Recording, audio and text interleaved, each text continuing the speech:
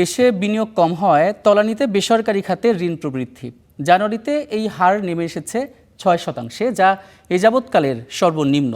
বিশ্লেষকরা বলছেন, রাজনৈতিক স্থিতিশীলতা না থাকা এবং উচ্চ সুদহারের কারণে বিনিয়োগ কম হওয়ায় এই ঋণের চাহিদা নেই। তবে কেন্দ্রীয় ব্যাংক বলছে, বিনিয়োগ বাড়ানোর উদ্যোগ নেবে নতুন গভর্নর। 24শে জুলাই গণঅভ্যুত্থানে শেখ হাসিনা সরকারের পতনের পর বন্ধ হতে থাকে একের পর এক কারখানা। এতে কমে যায় কর্মসংস্থান। রাজনৈতিক স্থিতিশীলতা না থাকায় অন্তর্বর্তী সরকারের সময়ে নতুন করে হয়নি বিনিয়োগও। এসবের নেতিবাচক প্রভাব পড়েছে বেসরকারি খাতে ঋণ বিতরণেও। চলতি অর্থবছরের দ্বিতীয়ার্ধের মুদ্রানীতিতে এই খাতে ঋণ প্রবৃদ্ধির হার 8.5% ধরা হলেও প্রথম মাস জানুয়ারিতে তা নেমে এসেছে 6.03%, যা এ যাবৎকালের সর্বনিম্ন।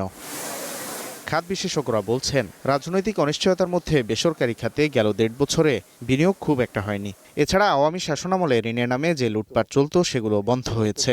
ফলে বেসরকারি খাতে ঋণ প্রবৃদ্ধির হার কমে যাওয়া স্বাভাবিক। এই যে প্রাইভেট সেক্টর ক্রেডিট গ্রোথ 11-12%, সেইটা যদি আমরা এখন বর্তমানে যে আওয়ামী লীগ সরকার পতনের পরে তথাগত সরকার আমলে যে ক্রেডিট গ্রোথটা 8, 9, 7 এখন 6-এর মধ্যে চলে আসছে, এটা রিয়াল গ্রোথ। কারণ এই সরকার আসার পরে মানে ব্যাংক থেকে বেনামি বিভিন্নভাবে বিভিন্ন পায়তারা করে যে লোন আর বের করতে পারেনি।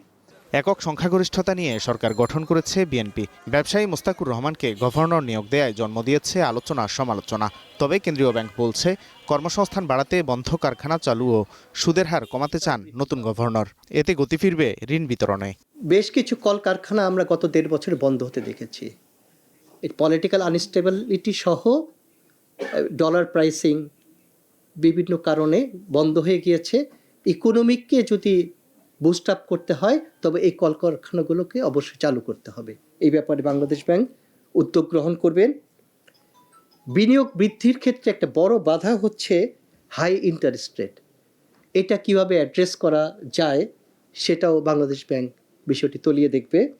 এদিকে বেসরকারি খাতে ঋণ প্রবৃদ্ধি কমে যাওয়ায় ঋণ আমানত অনুপাত নেমে এসেছে 78.28%, যা প্রচলিত ব্যাংকের ক্ষেত্রে 89 আর সরিয়া ভিত্তিক ব্যাংকগুলোর ক্ষেত্রে 92%। Walid Sakib, star news, Dhaka.